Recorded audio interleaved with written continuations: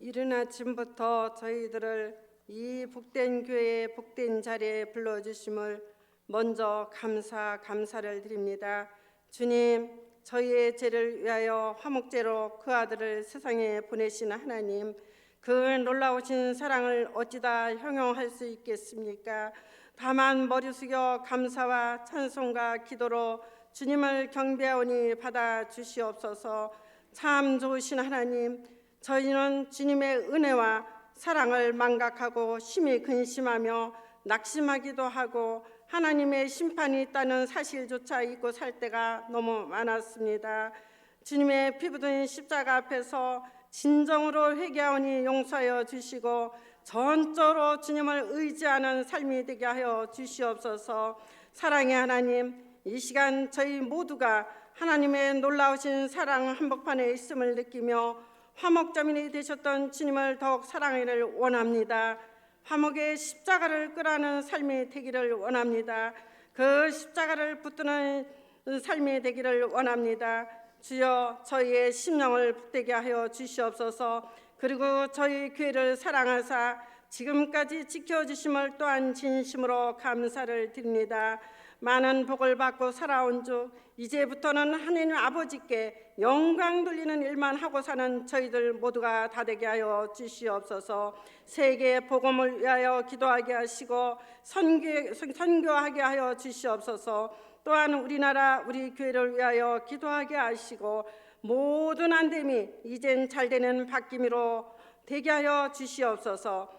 특별히 삼교구 모든 성도들 하나같이 투철하는 설을 받게 하시고 발휘할 수 있는 능력이 신자다운 신자가 다 되게 하여 주시옵소서. 주님, 아픈 자 있습니다. 영적으로 육적으로 병든 자들 기도함으로 치료받게 하여 주시올 것을 원합니다. 하루속히 완치되어 이 복된 자리에 와서 함께 예배드리며 영광 돌리게 하여 주시옵소서. 그리고 그 입에서 나오는 것이 간증이 되게 하여 주시옵시고 죽어가는 영혼들 구원시킬 수 있게 하여 주시옵소서. 또한 십자가의 정신을 가지고 직분을 잘 감당하게 하여 주시고 십자가의 정신을 가지고 교회를 밝히며 세상을 밝힐 수 있는 것들이 다 되게 하여 주시옵소서. 사랑이 많으신 하나님 아버지, 잠시 후 목사님 나오셔서 말씀 증거하실 때 큰 은혜 받게 하여 주시고 삼교구 성도들 다 나와서 찬양 부를 때 하나님께는 영광 돌리고 성도들에게는 큰 은혜가 넘치게 하여 주시사 마음 문이 활짝 열리고 아멘으로 화답하는 시간 예배가 되게 하여 주시옵소서. 평화의 왕으로 오신 예수님의 이름으로 기도드렸습니다. 아멘.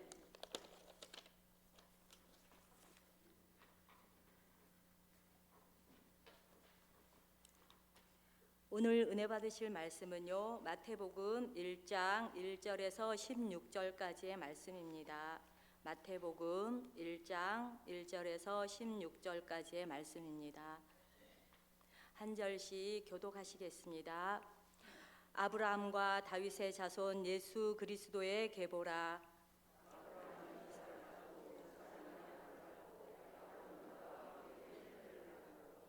유다는 다말에게서 베레스와 세라를 낳고 베레스는 헤스론을 낳고 헤스론은 람을 낳고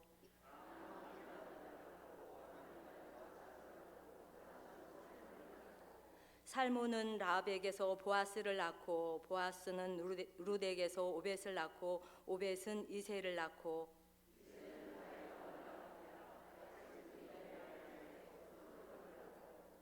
솔로몬은 르호보암을 낳고 르호보암은 아비야를 낳고 아비야는 아사를 낳고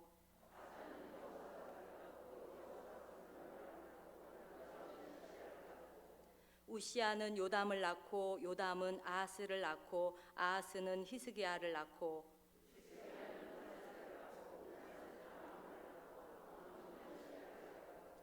바벨론으로 사로잡혀 갈 때에 요시아는 요고냐와 그의 형제들을 낳으니라.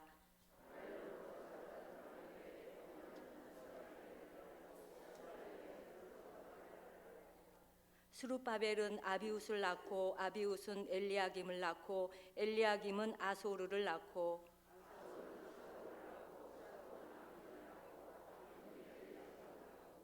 엘리웃은 엘르아살을 낳고 엘르아살은 mat단을 낳고 mat단은 야곱을 낳고 야곱은 마리아의 남편 요셉을 낳았으니 마리아에게서 그리스도라 칭하는 예수가 나시니라. 아멘. 3교구 식구들 나와서 찬송 151장 찬양하신 후 류기영 목사님 누가 하나님께 속한 자인가 라는 제목으로 말씀 전하실 때 많은 은혜 받으시기 바랍니다.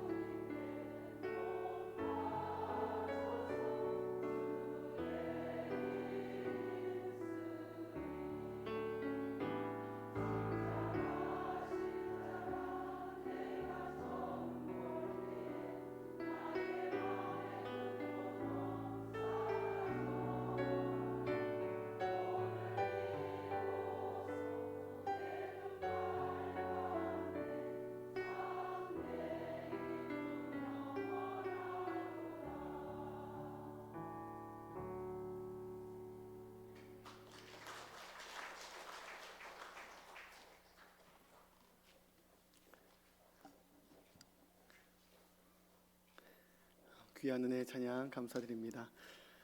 오늘 말씀의 제목 누가 하나님께 속한 자인가 라는 말씀의 제목을 가지고 함께 은혜를 나누고자 합니다. 1900년도 주크 에드워즈라는 제목의 책이 출판되었습니다. 이 책은 교육과 유전의 연구라는 그 부제를 갖고 있는 책입니다. 그 책의 저자는 미국의 교육가 알버트 원십이었습니다. 저자인 알버트 원십은 이 책 1장에서 리처드 더그데일이 연구한 주크 일가에 대한 그 가문에 대한 소개를 먼저 하고 있습니다. 그 더그데일은 1874년 뉴욕 교도소 위원회의 직원으로 이제 교도소를 방문하는 일을 주로 했었습니다. 근데 직임을 수행하던 중에 친척들이 대부분 범죄자이거나 극빈자인 6명의 그런 범죄자들을 만나게 되었습니다. 그런데 6명의 범죄자들을 조사한 결과 모두 같은 가문에 속한 사람들이라는 것을 발견하게 되었습니다. 그래서 더그데일은 법원과 교도소의 기록들, 그 빈민구제시설의 장부, 이웃과 고용주들의 진술을 통해 그들의 집안을 이제 연구하기 시작했습니다. 그 연구 결과 5대에 걸친 후손 540명과 그 후손들과 혼인 관계를 맺은 169명의 분명을 포함하여 약 1,200명이 되는 주크 가문 사람들의 행적이 밝혀졌습니다. 공식 확인된 맥스 주크의 1,200명의 후손들 가운데 440명은 방탕한 삶을 살았고, 그리고 그중 300명은 유아 시절에 죽었으며 310명은 거지와 불황자였습니다.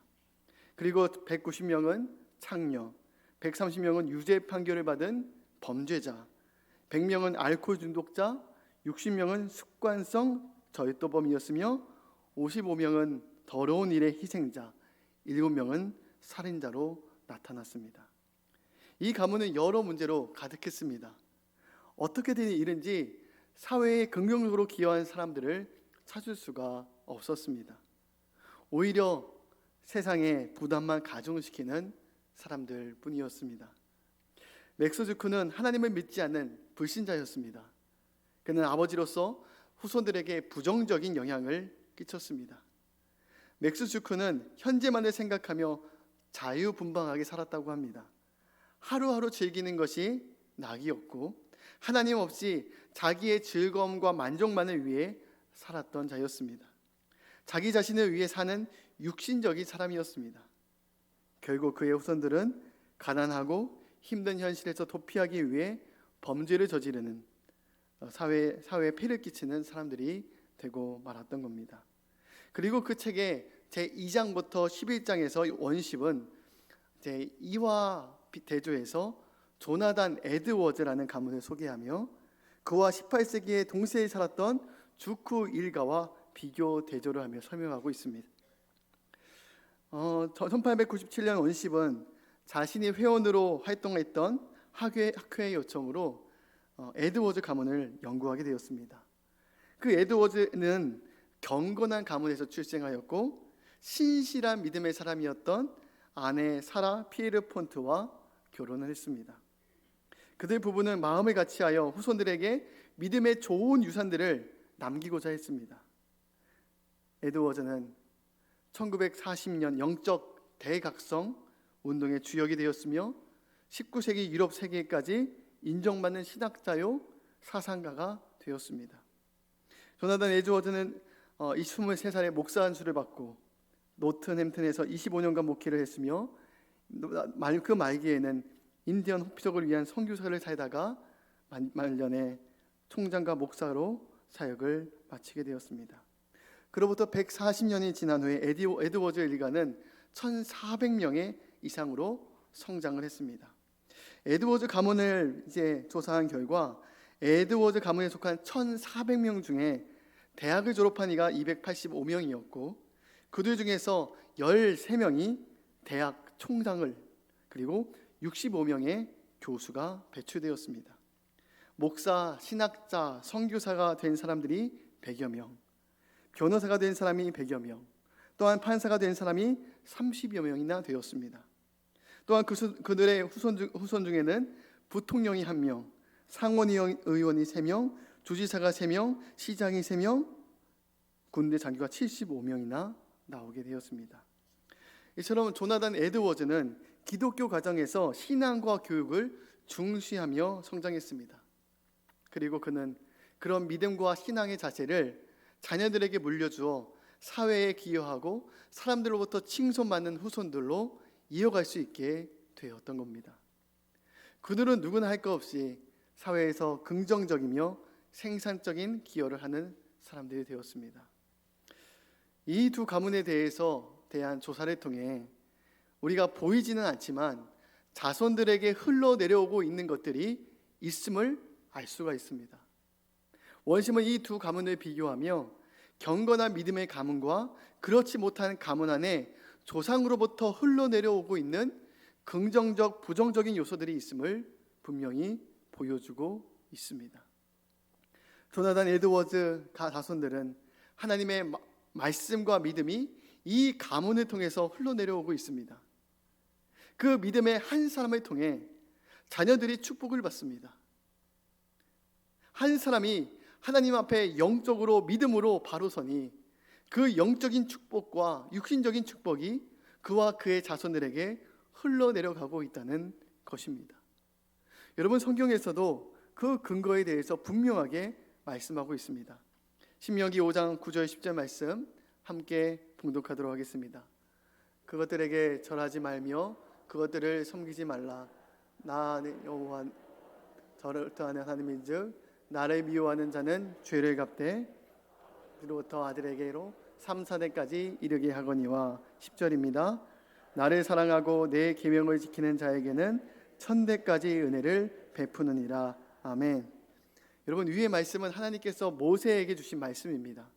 이스라엘이 가나안 땅에 들어가기 전에 하나님께서 이스라엘 백성들에게 주신 당부의 말씀을 하셨습니다. 하나님을 사랑하고 주님의 계명을 지키는 자에게는 하나님께서 1000대까지 자손들에게 은혜를 베푸시겠다고 분명히 약속하셨습니다.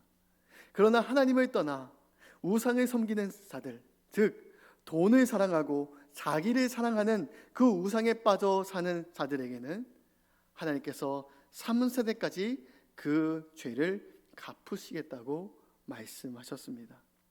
여러분, 이것은 우리에게 무엇을 말씀해 주는 겁니까?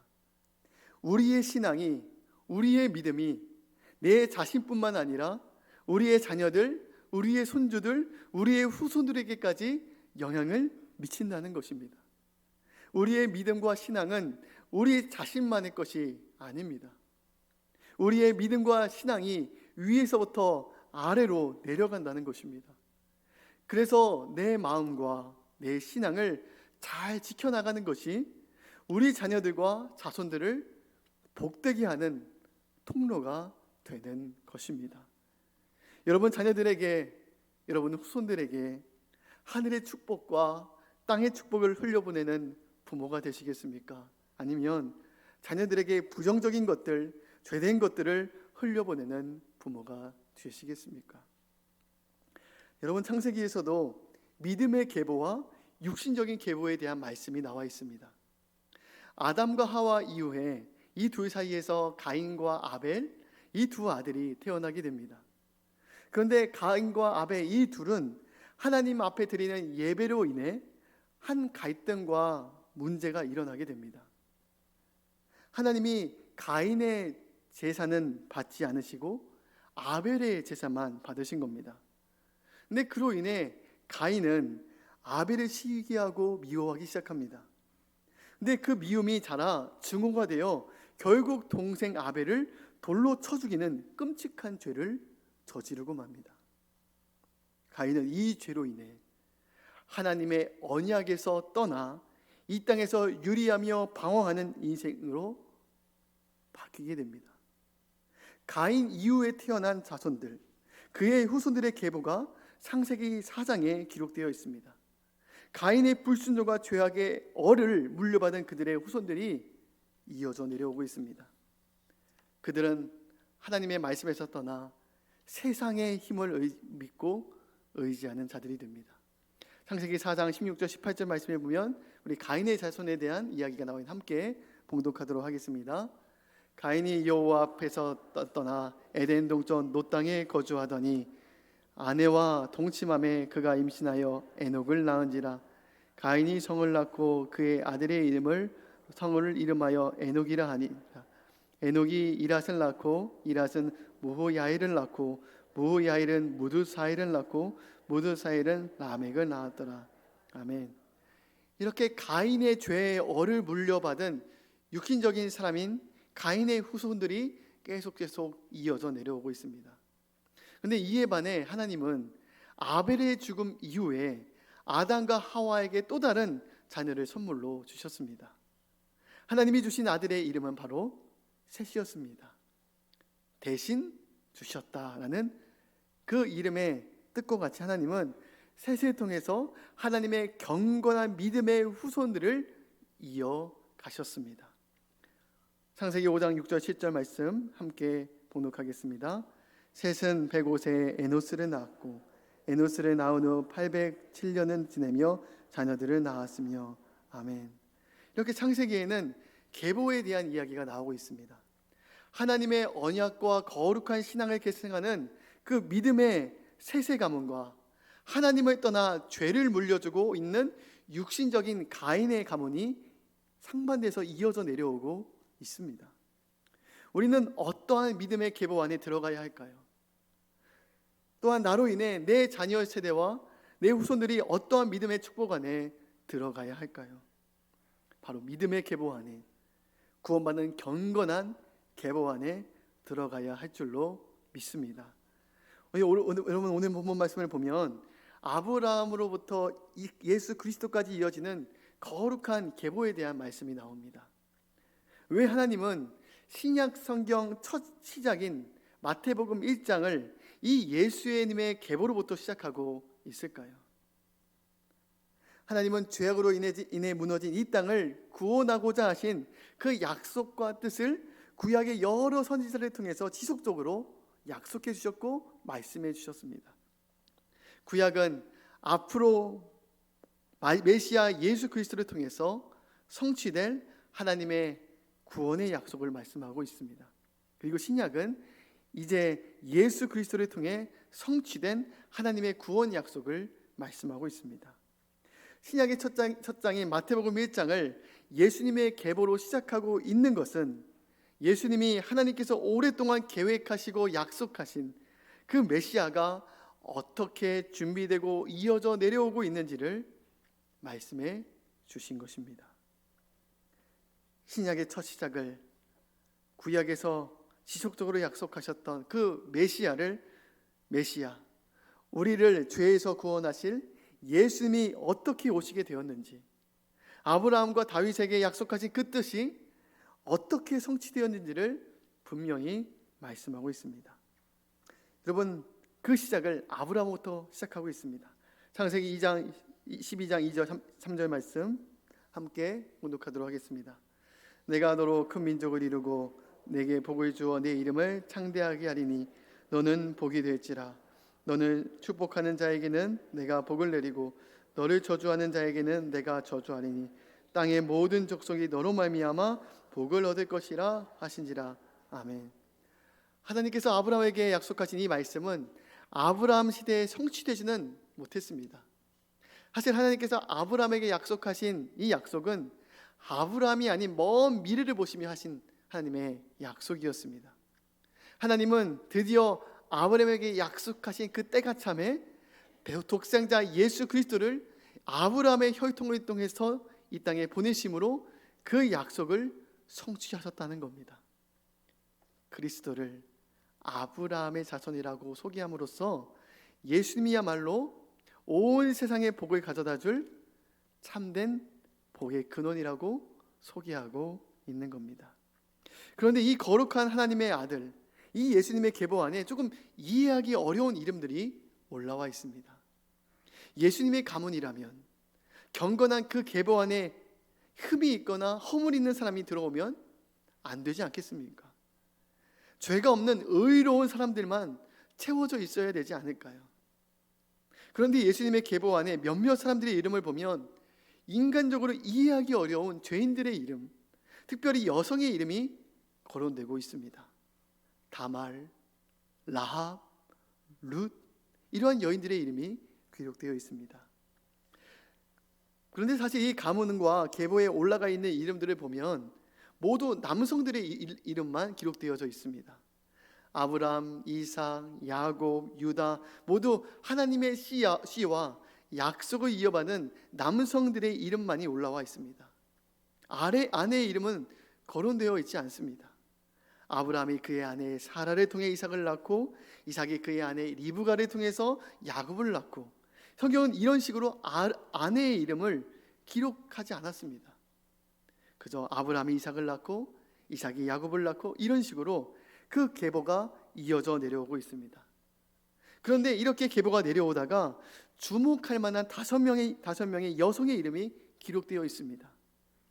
유다가 다말에게서 베레스와 세라를 낳고, 살몬이 라합에게서 보아스를 낳고, 보아스가 루스를 통해 오벳을 낳고, 다윗은 우리아의 아내를 통해 솔로몬을 낳고, 요셉은 마리아에게서 그리스도라 칭하는 예수가 나시니라 라고 말합니다. 이 계보 안에 딱 이 5명의 여성 아내의 이름이 기록되어져 있습니다. 그런데 이렇게 중요한 예수의 계보 안에 나오는 사람들인데, 사라, 리브가, 레아와 같은 믿음의 아내들의 이름은 빠져 있고, 흠이 있고 허물 있어 보이는 여성들의 이름만 이 계보 안에 기록되어 있는 겁니다. 어찌 보면 구원받을 자격이 없어 보이는 이 여인들의 이름만 이런 기록되어 있는 겁니다. 왜 하나님은 이 여성들의 이름을 굳이 기록해 놓았을까요? 하나님이 이 사람들의 이름을 기록하여 믿음의 사람들에게 주시는 하나님의 뜻과 메시지는 무엇이었을까요? 그것은 누가 하나님 나라의 백성이 되는가? 누가 구원받은 하나님의 계보 안에 들어갈 수 있는가? 누가 하나님의 자녀가 되는가? 이 질문에 대한 하나님의 뜻을 우리에게 가르쳐 주기 위해서였습니다. 여러분, 다말은 어떠한 여인이었습니까? 유다의 첫째 며느리였습니다. 유다에게는 3명의 아들들, 바로 엘과 오난과 셀라가 있었습니다. 유다는 하나님이 기뻐하시는 뜻이 아닌 자기 뜻대로 가나안 이방 여인과 결혼하여 이렇게 3 아들을 두었던 겁니다. 그런데 유다의 첫째 아들 엘은 하나님 보시기에 악함으로 하나님이 그를 일찍 데려가셨다고 나왔습니다. 창세기 38장 7절 말씀 함께 봉독하겠습니다.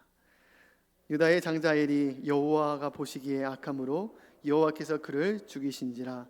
아멘. 그 당시 첫째 아들 엘과 결혼한 아내가 바로 다말이었습니다. 다말은 남편이 일찍 죽자 남편의 남동생이며 유다의 둘째 아들인 오난과 결혼을 하게 되었습니다. 여러분, 그 당시에는 계대 혼인법이라고 해서 첫째가 가문의 대를 잇지 못하고 일찍 사망할 시에 첫째 아들의 며느리는 그 가정의 둘째 아들과 혼인을 하여 그 가정의 대를 잇도록 하는 것이 그 당시의 관례였습니다. 그런데 둘째 아들은 그 형수를 통해 자녀를 낳는 것을 원치 않았습니다. 왜냐하면 자녀가 없던 형수 다말에게서 아이를 낳게 되면 그 아들은 사회적으로 형의 자식으로 입양되었기 때문입니다. 형수를 통해 자녀를 낳게 되면 모든 장자에 대한 권리와 재산이 자신이 아닌 형수에게서 난 그 자녀에게로 돌아갔기 때문이었습니다. 그래서 둘째 아들 오나는 일부러 형수가 임신하지 못하도록 밖에다 설정하였다라고 그 성경에서 기록되어 있습니다. 하나님은 이 모습을 기뻐하지 않으시고 그 둘째 아들마저도 데려가셨습니다. 결국 시아버지 유다는 그 2 아들을 잃고 막내 아들마저도 잃을 수 없다고 생각한 끝에 며느리 다말을 멀리 친정으로 보내버리게 됩니다. 그러나 다말은 거룩한 사명을 갖고 있었습니다. 이 거룩한 믿음의 내가 가정 안에서 믿음의 대를 이어야 할 그 사명을 가지고 있었던 겁니다. 그런데 셋째 아들 셀라가 장성한 후에도 유다는 며느리 다말을 부르지 않았습니다. 결국 그는 자신을 창녀로 위장을 하고 시아버지가 양을 치기 위해 지나가는 그 길목을 기다렸습니다. 그리고 시아버지를 유혹해 그와 관계를 맺었습니다. 이 한 번의 관계를 통해서 다말은 아이를 임신하게 되는데, 그리하여 낳은 아들이 바로 오늘 마태복음에 기록된 베레스와 세라였습니다. 여러분, 이 다말의 행동이 여러분 어떻게 보이십니까? 모세의 율법에도 근친상간을 분명한 죄라고 말씀하고 계십니다. 다말은 근친상간의 죄를 범한 겁니다. 아무리 사명을 이루기 위해서였다 할지라도 그 방법이 절대로 옳다고 여겨질 수 없는 모습이었습니다. 그러나 성경은 이 다말의 이름을 기록하여 후대의 믿음의 백성들에게 이 일을 기록하게 하였습니다. 기억하도록 하게 했습니다. 유다의 아내는 단지 가나안 사람 수아라고 하는 자의 딸이라고 기록하며 이름을 기록하지 않았는데, 다말의 이름이 성경에 기록된 데에는 아주 특별한 의미를 우리에게 주는 겁니다. 비록 이방 여인이었고 남편은 죽은 과부였지만 이 가정의 믿음의 대를 이어가야 하겠다는 그 마음과 믿음이 그에게 있었습니다. 비록 그 가정은 온전히 다 옳다고 받아들여질 수는 없었겠지만 하나님은 이 다말의 믿음의 행위로 인해 유다와 다말에게서 난 베레스와 세라를 통해 믿음의 영적인 장자의 계보를 이어가도록 만드셨습니다. 여러분, 두 번째 여성 기생 라합을 보십시오. 라합은 여리고성에 거주하고 있었던 여인이었습니다. 이 여리고성은 이스라엘 백성들이 첫 발에 디딘 하나님께서 약속하신 가나안의 첫 성이었습니다. 여호수아는 가나안의 첫 성인 여리고성을 정복하기 전에 그 성의 정탐꾼들을 앞서 보내게 됩니다. 여리고성 사람들은 요단강 건너편에 적국인 이스라엘이 진치고 있다는 소식을 듣고 모두 경계태세에 있었습니다. 그러던 중 그들은 웬 이방 낯선 두 남성이 여리고성에 들어온 것을 알게 되었고 그 사람이 기생 라합의 술집으로 들어가는 것을 목격하게 되었습니다. 여리고의 군사들은 정탐꾼들이 방문한 기생 라합의 집을 찾아갔습니다. 그런데 그때 기생 라합은 그 이스라엘의 정탐꾼들을 옥상에 숨겨주게 되고 군인들에게는 거짓말로 그들을 돌려보내게 됩니다. 기생 라합이 두 정탐꾼을 살려준 이유가 무엇이었습니까? 여호수아 2장 9절 말씀 함께 봉독하도록 하겠습니다. 말하되 여호와께서 이 땅을 너희에게 주신 줄 내가 아노라. 내가 아노라 라고 말합니다. 우리가 그 하나님에 대한 소식을 들었다라고 말합니다. 이 우리가 들었다라는 이 말은 라합 외에도 여리고성에 있는 많은 사람들이 이스라엘 중에 행하신 하나님의 놀라운 구원과 기적을 다 들었다는 겁니다. 그런데 그 구원의 소식을 듣는다고 모두가 믿고 순종하지는 않았습니다. 여호수아 2장 11절 말씀 함께 봉독하겠습니다. 너희의 하나님 여호와는 위로는 하늘에서도 아래로는 땅에서도 하나님이시라. 아멘. 라합은 이스라엘 백성들과 함께 계신 하나님에 대한 이야기를 들었습니다. 하나님이 어떻게 이스라엘 백성들을 애굽에서 건지셨는지, 하나님이 홍해를 마르게 하셔서 이스라엘 백성들을 어떻게 건너가게 하셨는지 그 놀라운 소식을 들었다고 고백하고 있습니다. 라합은 하나님을 알지 못하는 이방 여인이었고 또한 술집에서 술과 몸을 파는 어찌 보면 부정한 여인이었습니다. 그러나 그녀는 하나님이 이스라엘 백성들 가운데 행하신 소식을 듣고 하나님이 어떤 분이신지를 깨닫고 믿게 되었습니다. 그리하여 하늘에서도 이 땅에서도 하나님이 만왕의 왕이시며 만주가 만주의 주가 되심을 인정하였습니다. 그녀는 하나님을 믿었습니다. 그리고 라합은 곧 이 말 심판에서 구원받고 싶은 갈망을 가졌습니다. 그러한 때에 어찌 보면 예기치 못한 우연으로 이 이스라엘의 정탐꾼 2명이 라합의 집에서 유숙하게 된 겁니다. 여러분, 이 두 정탐꾼이 라합의 집에 유숙하게 된 것은 결코 절대로 우연이 아니었습니다. 하나님은 라합이 하나님을 믿고 그 주님의 구원을 갈망하는 여인임을 주님께서 미리 아셨다는 겁니다. 하나님은 그의 믿음과 구원에 대한 갈망을 보시고 이 정탐꾼을 이 기생 라합의 집으로 인도하셨던 겁니다. 그리하여 두 정탐꾼도 이 위기에서 구원을 받게 되고 라합의 집도 구원하시려는 하나님의 뜻을 갖고 계셨던 것입니다. 결국 이 기생 라합의 믿음과 결단으로 이스라엘 백성들이 이 여리고성이 함락되게 될 때 라합의 집에 있는 모든 가족들이 함께 구원을 받고 생명을 건진받는 그 은혜를 누리게 되었습니다. 그런데 이 이야기는 여기서 그치지 않습니다. 이 이방 기생 출신의 여인인 라합이 예수님의 거룩한 계보 안에 들어간 것입니다. 마태복음에서는 살몬은 라합에게서 보아스를 낳았다고 분명히 말씀하고 있습니다. 어떤 다른 문헌에서는 라합의 남편 살몬이 이 여리고 성으로 보낸 두 정탐꾼 중에 한 명으로 보고 있는 견해도 있습니다. 여리고의 정탐꾼이었던 살몬은 자기의 생명을 구해준 이 라합과 결혼하여 다윗의 조상 예수 그리스도의 조상이 되었다고 보기도 합니다. 결국 이 살몬과 라합을 통해서 보아스를 낳게 됩니다. 여러분, 보아스도 어떤 여인이었습니까? 바로 나오미의 며느리 모압 여자 롯의 남편이 아니었습니까? 여기서도 이방 모압 여인인 룻이 등장합니다. 나오미의 가정은 이스라엘의 큰 기근으로 인해 자기의 뜻에 따라 고향을 떠나 모압으로 이주하게 됩니다. 나오미는 그 모압 땅에서 두 아들을 모압 여인과 결혼을 시켰습니다. 그런데 그곳에서 나오미는 남편도 잃고 두 아들들도 일찍 떠나보내게 됩니다. 결국 나오미는 남편과 두 아들 모두를 잃은 과부가 되어 다시 고향 이스라엘로 돌아오게 됩니다. 나오미는 남은 두 며느리를 향해서 각자 너희 고향으로 돌아가 다시 새 인생을 살라고 말했습니다.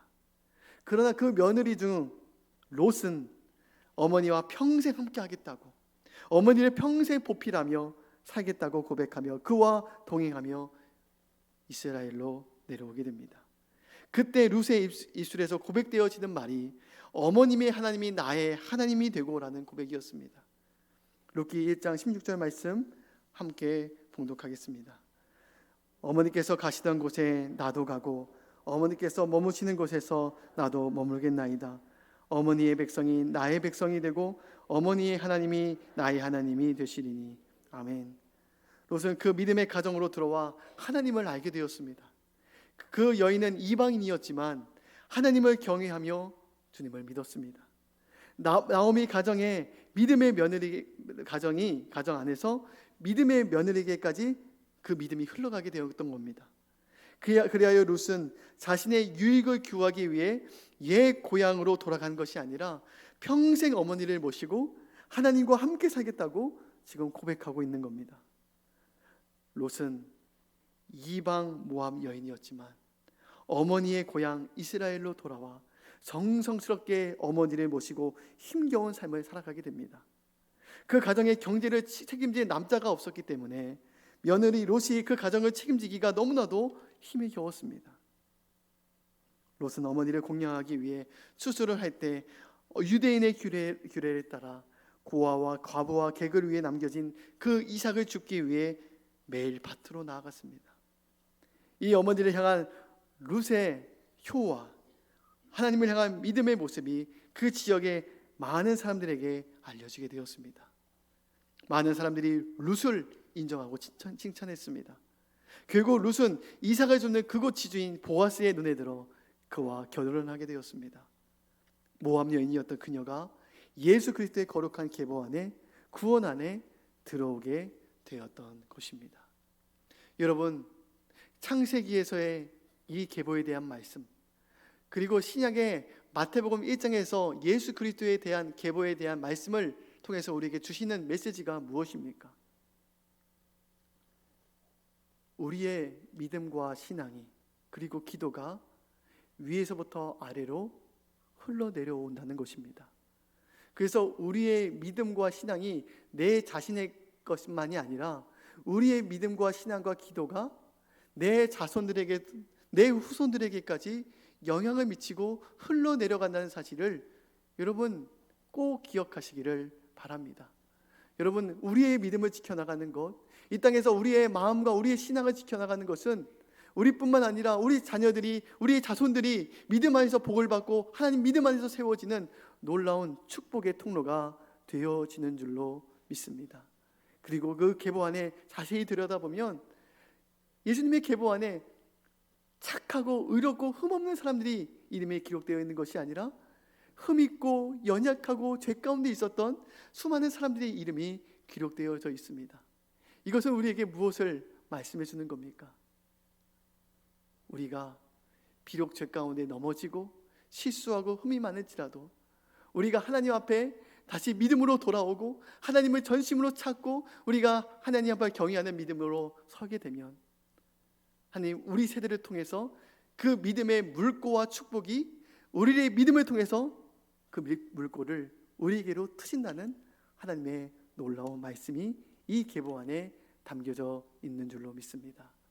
여러분, 우리가 이 계보에 대한 말씀들을 우리가 기억하면서 우리의 믿음과 신앙과 기도가 자녀들을 세운다는 사실을 꼭 기억하시기를 바랍니다.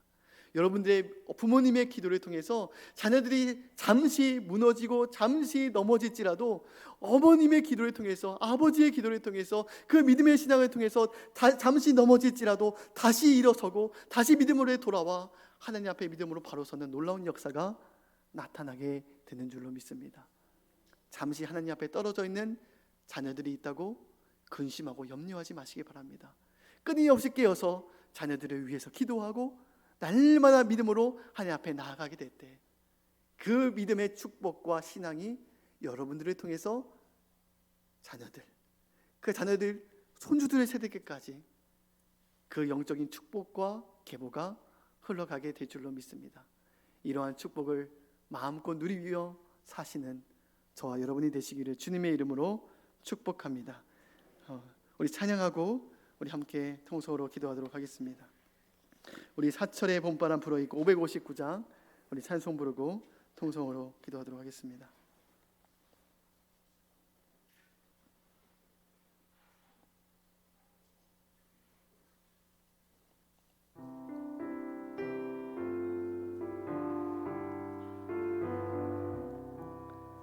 사철의 봄바람 불어있고 하나님 아버지 모셨으니 믿음의 반석도 든든하다.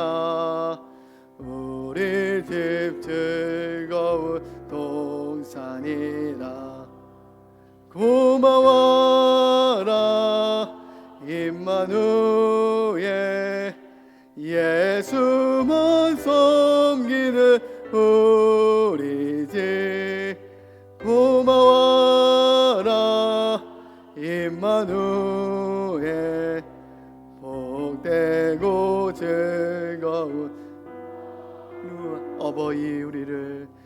어버이들 우리를 보이시고 동기들 사랑에 묻혀있고 기쁨과 소름도 같이 하니 한간의 조가도 천국이라. 고마워라 임마누엘 예수만 섬기는 우리 집. 고마워라 임마누엘 복되고 즐거운 하루하루. 아침과 저녁에 수고하여 다같이 일하는 온 식구가 한 상에 둘러서 먹고 마셔. 여기가 우리의 낙원이라. 고마워라 임마누엘 예수만 섬기는 우리 집. 고마워라 임마누엘 복되고 즐거운 이 시간에도 우리 통성으로 함께 기도하도록 하겠습니다.